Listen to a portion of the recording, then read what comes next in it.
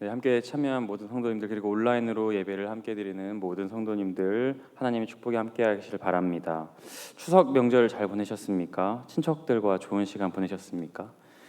이미 명절이 끝나서 원래 명절 전에 이런 이야기를 하면 더 좋았겠는데요. 이미 끝나서 다행이지만 아마 명절 전에 불편한 마음으로 이제 명절을 맞이하는 사람들이 아마 많았을 겁니다. 특히 이제 고등학생들, 청년들이 아마 그런 마음이 많이 들었을 겁니다. 우리 가족들이 참 우리 그 학생들이나 청년들에 대해서 관심이 무척 높습니다. 뭐 대학은 어디를 생각하고 있니? 뭐 과는 어디를 가고 싶니? 뭐 취업은 했니? 결혼은 언제 하니? 뭐 결혼을 한 친구들한테는 자녀는 언제 갖니? 이렇게 심지어는 밥을 먹다가도 너는 왜 이렇게 김치를 안 먹니? 막 이런 얘기도 하고 관심을 엄청나게 가져주십니다. 이렇게 관심을 많이 가져주신 덕분에 우리 청소년 청년들이 명절 전에 별로 이렇게 가고 싶지 않아 한다는 이야기를 굉장히 많이 들었었습니다. 좋은 의도로 우리 사랑하는 조카 자녀들한테 진심 어린 조언을 하는데 그들에게는 그 무단한 관심이 받아들이기 힘든 것이죠. 그래서 요즘은 반응이 나한테 조금 그만 저를 아셨으면 좋겠습니다. 저한테 그냥 큰 관심을 가져주지 않겠습니다. 무관심 해주셨으면 좋겠습니다. 이런 마음들이 되게 많습니다. 이 이야기를 하면서도 이렇게 같이 이렇게 웃으면서 공감하시는 분들은 아마 그러한 이야기를 들었고 주변에 그러한 조카와 청년들이 있을 것 같습니다. 영상을 통해서 제가 어떤 것을 봤는데요. 몇 달 전에 한 3개월 됐습니다. 한국 갤럽에서 1,500명을 대상으로 이제 종교인 비율에 대한 그 통계를 조사를 했다고 합니다. 2014년에 당신은 종교를 갖고 있습니까? 라는 질문에 2014년이죠. 한 6년, 7년 됐는데 종교를 갖고 있습니다. 라고 답변한 사람이 50%였고요. 지금 올해 2021년은 10%가 줄은 40% 정도만 저는 종교를 가지고 있습니다. 이렇게 답변을 했다고 합니다. 근데 이게 이제 전 세대를 포함한 것이고 청년 세대로 들어가면 그 상황은 조금 더 심각해집니다. 올해 청년들 중에 당신은 종교를 가지고 있습니까? 라는 질문을 들었을 때 예, 저는 종교를 가지고 있습니다. 라고 답변한 사람은 22%밖에 되지 않는다고 합니다. 그러니까 이게 종교인을 물어봤기 때문에 22%가 다 기독교라는 것도 아니고 청년들 전체 중에 100명 중에 거의 20명 정도만 종교를 갖고 있고 그 20명 안에서도 천주교, 불교, 기독교 혹은 이단 종교로 또 세분화된다는 것이죠. 뭐 코로나의 영향으로 그렇게 됐을 수 있지만 그들이 비종교가 된 이유는 가장 높은 비율이 첫 번째가 관심이 없어서였고요. 두 번째는 종교에 대한 불신과 실망이 두 번째 이유였다고 합니다. 다시 말해 종교가 더 이상 사람들한테 매력을 줄 수 없었고 또 관심의 대상이 되지 못했고 아까 청년들이 나한테 관심을 꺼주세요 했던 것처럼 신앙의 영역에서도 그냥 제가 알아서 할게요. 제가 스스로 하고 싶어요. 이런 마음들로 그냥 관심을 꺼주세요 했다는 겁니다. 자, 계속해서 그 통계를 봤는데 더 속상한 것은요. 비종교인의 호감 종교를 또 조사를 해줬는데 호감 종교 1등이 불교, 2등이 천주교, 3등이 개신교 순으로 특히 교회에 어떤 비호감적인 요소가 많이 있다는 것이 눈에 띄었습니다.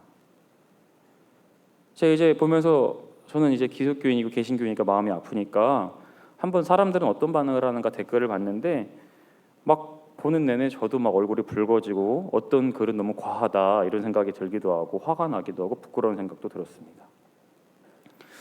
아침부터 너무 심각한 얘기를 하고 싶었던 건 아니었고요. 그래서 생각해봤습니다. 다들 코로나로 힘들어하는 와중에 명절을 맞이하고 있는 이때에 명절이 지나가는 이때에 늘 한가위만 같아라 얘기하는데 힘들어하는 코로나로 어려워하고 힘들어하는 많은 사람들한테 나는 어떠한 역할을 했는가 혹은 그동안 살아오면서 나는 하나님을 어떤 관심이 없게 만드는 전도사는 아니었을까? 어떤 사람들의 신앙 영역으로 끌어들이지 못하는 구심점이 되지 못하고 오히려 그들에게 실망을 안겨주는 사람은 아니었는가? 이러한 생각을 스스로 되묻고 자꾸 이렇게 하게 되었다는 것이죠.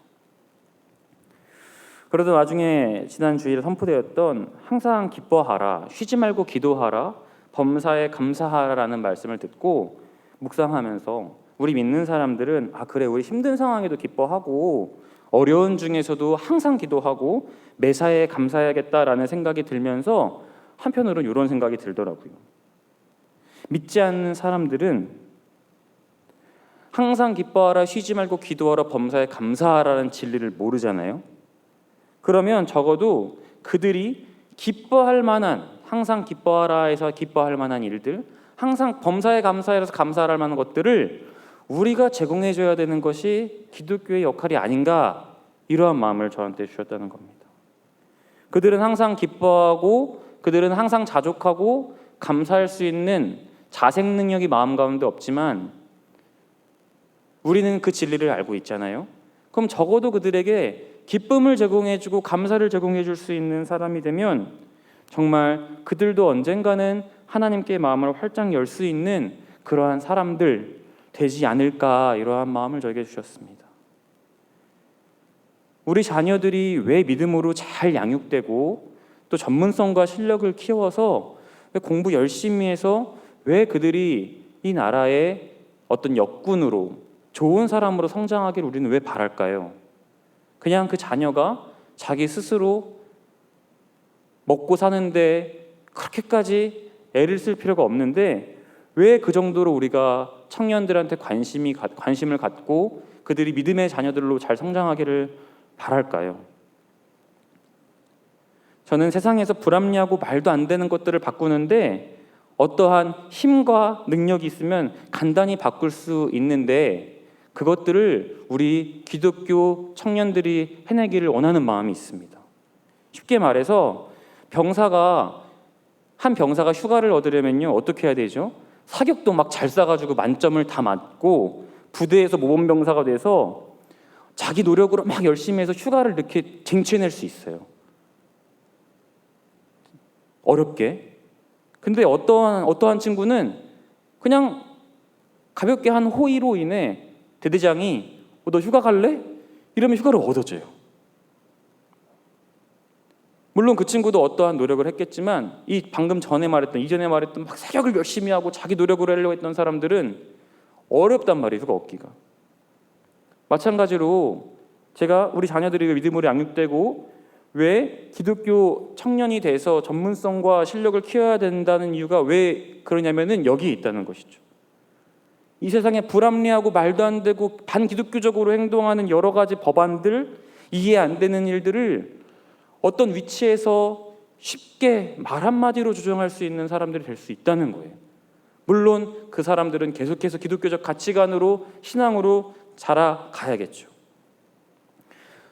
어떤 사람은 말단이 돼가지고 열심히 최선을 다해서 노력을 해서 안 바뀌는 이 세상 가운데서 어떤 사람은 쉽게 말 한마디 손짓 하나로도 정말 이 세상을 아름답고 멋지고 하나님 보시기에 기쁜 나라로 바꿀 수 있는 것이 어떠한 그만한 능력이라는 것입니다. 그렇기 때문에 우리는 믿음의 사람들은 전문성과 실력을 키워나갈 수 있도록 우리 아이들을 잘 길러내줘야 한다는 것입니다. 공무직만 해당한 얘기가 아닙니다. 기독교적 가치관을 가지고서 경영을 하시는 사장님들, 사업가들은 선한 사업을 해야 합니다. 왜냐하면 부하 직원들이 사장님을 통해서 하나님을 보기 때문이에요. 사장님이 이번 주일 말씀이 항상 기뻐하라, 쉬지 말고 기도하라, 범사에 감사하라, 너네들도 이런 걸 알면 참 좋겠어, 이렇게 얘기하면서 제때 임금을 주지 않고 부당하게 막 일을 더 시키고 시간에 근무인데 수당도 안 주고, 이것은 하나님을 욕되게 하는 일이 될 수 있잖아요. 그렇게 오늘 본문 말씀이 우리에게 주시는 의미하는 바가 참 큽니다. 오늘 본문 말씀 6장 18절인데 다시 같이 한번 읽겠습니다. 시작. 선을 행하고 선한 사업을 많이 하고 나누어 주기를 좋아하며 너그러운 자가 되게 하라. 아멘. 그래서 우리 기독교인들은 많은 사람들에게 선한 영향을 끼쳐서 너그러운 사람이 되어야 합니다. 그래서 우리 주변이 아름다운 감사가 차고 넘치게 그렇게 축복해주는 사람이어야 합니다. 하다못해 오늘 어디를 통과하실 때 적어도 내 뒤에 오는 사람들 위해 문고리를 잡아준다던가, 서빙을 하는 종업원들에게 감사합니다라는 멘트를 한다던가, 정말 그 사람이 신앙인이든 아니든 기쁨을 느끼도록 우리 신앙인들이 항상 기뻐하라, 쉬지 말고 기도하라, 범사에 감사하라라는 이러한 것들을 많은 사람들한테 표현해서 그들도 감사와 기쁨이 넘치도록 해야 하는 것이 우리 신앙인들의 자세라는 것입니다. 우리가 나중에 죽으면 다 천국들 가시잖아요. 다 천국을 가는데 이제 제가 깨꼬닥 죽고서요 천국을 가요. 그럼 가면 저 아예 그냥 아예 머리에 있는 거 싹 지워지고 리셋이 돼가지고 이렇게 해서 천국에 올라갈까요? 그냥 싹 지워지고? 만약 싹 지워지고 가면은 제가 열심히 이렇게 앞에서 강단에 설교할 필요도 없고 열심히 살 필요도 없을 것 같아요. 우리의 영과 혼과 마음은 하나님이 다시 인간 손현종이라는 사람이 그냥 숨쉬고 밥 먹고 생물학적으로 살아있다고 해서 제가 아니고 지금 제 마음속에 있는 말씀, 생각 이런 것들이 완전히 일체가 돼서 인간 손현종으로 제가 지금 서 있잖아요. 제가 천국에 간다는 것은 완전히 싹 리셋돼서 간다는 게 아니라 이러한 생각과 마음과 신앙과 하나님에 대한 열망과 이런 것들이 다 가지고 있는 상태에서 우리가 아마 천국 갈 건데 그렇다면 우리 왜 이 세상에 열심히 살아야 되는 것이냐? 이 땅에서 하나님께서 우리에게 주시는 말씀과 생각과 행동과 신앙인으로서의 자세들을 충분히 이 땅에서 연습을 하라고 우리에게 주신 기회의 땅이라는 것이죠. 우리가 여기서 예배 대충 드리고 제대로 살지 않고 그렇게 천국 올라가면 잘 살이란 보장이 없어요. 우린 이 땅에서 하나님이 선물로 보내주신 이 시간을 신앙인답게 예배도 붙들고 많은 사람들한테 성령 영향도 끼치고 그러라고 오늘 이 자리에 우리를 불러주셨다는 사실을 우리는 기억해야 합니다. 싹 지워지고 올라갈 거면 열심히 살 필요가 없다니까요. 그러나 그렇지 않습니다. 그래서 우리가 예배를 열심히 드리고 많은 사람들한테 선한 사업을 하고 감사와 기쁨을 계속해서 표현하는 아름다운 신앙인들이 되어야 한다는 사실을 기억하는 저 여러분 되시기를 축복합니다. 추석을 전후해서 제가 여러 사람들을 만났습니다. 이제 저희 본가도 갔다 오고 처가도 갔다 왔는데 그 와중에 참 감사하게 어떠한 사연이 있어서 이제 가족들하고 만나기도 이제 좀 껄끄러운 청년들이 있잖아요. 있고 뭐 아직 취업도 못한 친구들도 있고 그런 친구들한테 요청들이 와서 같이 만나서 얘기하면 좋겠다. 저도 요청을 했고 그들도 요청을 해서 어떻게 딱 합의돼서 만났습니다. 한 3-4명의 친구를 만났는데 이제 추석을 전후해서 앞으로도 만날 친구들도 있고요. 저 너무 감사했어요, 이번 추석이. 왜냐하면 가족들도 만나게 부담스러워하는 그들에게 저는 반대로 편하게 이야기를 할 수 있는 한 사람이다라는 생각이 드니까 참 감사하더라고요. 그 중에서도 제가 다음 주쯤에 만날 또 친구 한 명이 있는데 이 친구는 조금 특별한 친구입니다. 이 친구는 교회를 다니지 않는 친구인데 어떻게 하다 보니까 교회를 안 다니는데 저한테 전도사님이라고 불러요. 교회를 안 다니는 친구인데 사연이 이렇습니다. 제가 작년에 열심히 다이어트 프로그램을 하려고 이렇게 어디 신청을 했거든요. 그래서 한 30명이 모여서 같이 운동을 하고 이렇게 막 살을 빼는 걸 하는데 그거를 하려면 이제 무료로 그것을 받으려면 우리의 사연들을 다 거기 운영진들한테 얘기를 해줘야 돼요. 저는 이러이러해서 살을 빼야 됩니다. 저는 이러이러해서 운동을 해야 합니다. 그럼 그 운영진이 듣고서 당신은 정말 살 뺄 의지가 있다라고 생각하면 우리의 팀원으로 받아들이면서 이제 100일 동안 열심히 100일간의 약속이라고 해서 막 진짜 죽도록 살을 뺍니다. 근데 그렇게 빼는 와중에서 믿는 사람들도 몇 명 있었는데요. 믿지 않는 사람들은 그 자리에 결국 오게 된 것이 거의 마지막 지푸라기를 잡는 심정으로 왔더라고요. 왜냐하면 자기가 열심히 살을 빼보려고 노력을 했는데 잘 안 돼가지고 온 거예요. 근데 우리 믿는 사람들은 하나님 백 있고 우리 하나님 함께 하신다라는 자존감들이 있는데 그 사람들은 자존감이 진짜 너무 무너져 있더라고요. 세상에서 외모로도 자기가 인정받지 못했고 이런 외모들 때문에 자신감이 없고 그러니까 취업도 안 되는 것 같고 그러니까 지푸라기 잡는 심정으로 마지막에 와서 여기서 열심히 운동을 하는 거예요. 제가 봤을 때는 사실 이 친구들한테 신앙이 생기고 하나님이라는 존재를 알면 정말 박차고 일어날 수 있을 가능성들이 막 보였거든요. 그래서 제가 막 만날 때마다 즐겁게 얘기해주고, 너는 아직 피지 않은 꽃이다. 너 진짜 아름답다. 살 빼는 게 뭐 대수냐. 우리 같이 열심히 하자. 이러면서 막 감량하는데 조언도 해주고 얘기도 해주고 하니까 참 감사하게 저를 구심점으로 막 사람들이 모이기 시작한 거예요. 그래서 만나서 커피도 사주고 가끔 신앙적인 얘기도 해주고, 너네들 그렇게 좌절할 거 아니다. 뭐 까짓 거 살 빼면 그만 아니냐.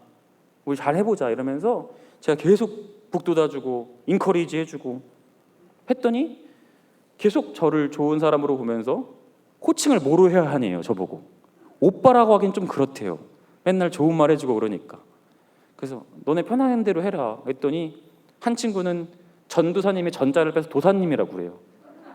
그래서 저 만날 때마다 도사님 이러면서 얘기를 해주는데, 그 친구를 또 조만간 만나기로 했습니다. 아직 그 친구한테 막 어떤 신앙의 많은 것들을 보여주지 않았지만 정말 놀라운 사실은요, 그 친구가 저 때문에 명성제일교회 구독자가 됐습니다. 그래서 제 설교를 보면서 도사님 그 말씀은 저는 잘 이해가 안 되는데 한번 이해해 보려고 해요. 저한테 그러면서 비기독교인으로서의 시각으로 보여줘서 그렇구나, 이렇게 받아들일 수 있구나 라고 생각해서 저도 좀 피드백이 되기도 하고, 더 나아가 이 친구가 이제 담임 목사님 설교를 보기도 합니다.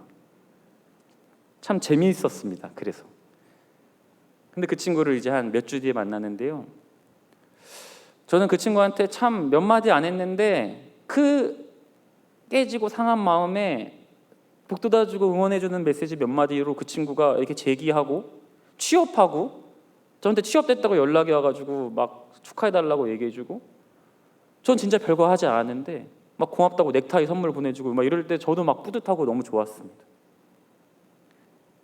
제 자랑이었습니다. 다시 말해, 오늘 본문으로 돌아와서 선을 행하고 선한 사업을 많이 해주고 나누어주기를 좋아하고 너그러운 자가 되라는 얘기는 이 신약에서 바울이 디모데에게 한 말만은 아닙니다. 성경에 가지고 있는 원리 중에 하나에 과거부터 하나님은 출애굽 백성에게 늘 얘기했었어요. 고아와 과부 그리고 객, 나그네를 잘 대접하라고 했습니다. 나그네는 이방 사람들을 얘기하는 건데, 우리의 선한 행실과 작은 것들을 통해서 많은 사람들이 우리를 통과해 그 뒤에 보이는 하나님을 바라본다는 겁니다. 그렇게 우리 믿는 사람 신앙인들은 늘 어떤 자리에 있든 너그러운 자가 되어야 합니다. 너그러운 자가 되십시오. 오늘 하루 아까 잠깐 얘기했지만 내가 문고리를 잡아주는 그 마음 하나로 따뜻해지는 사람이 있을 것이고, 또 종업원에게 내가 이 일을 하면서 언제까지 이렇게 살아야 돼, 그런데 감사합니다 말 한마디에 내가 정말 잘하고 있구나, 기뻐할 수 있는 그러한 아름다운 세상들이 만들어진다는 사실입니다. 사랑하는 명성제일의 모든 성도님들, 너그러운 자 되시기를 축복합니다. 기도하겠습니다. 하나님 아버지, 감사합니다. 추석 명절 한가위가 끝나고 다시 우리 일상으로 돌아가는데 정말 더도 말고 덜도 말고 한가위만 같아라 라는 말처럼 우리 많은 사람들한테 그 마음에 풍성함이 넘칠 수 있도록 우리 모두가 너그러운 사람이 되기 원합니다. 신앙인으로서 많은 사람들에게 선한 영향을 끼치며 나아가는 우리 사랑하는 명성제일의 성도님들 되게 하여 주옵소서. 존귀하신 예수님 이름으로 기도합니다. 아멘.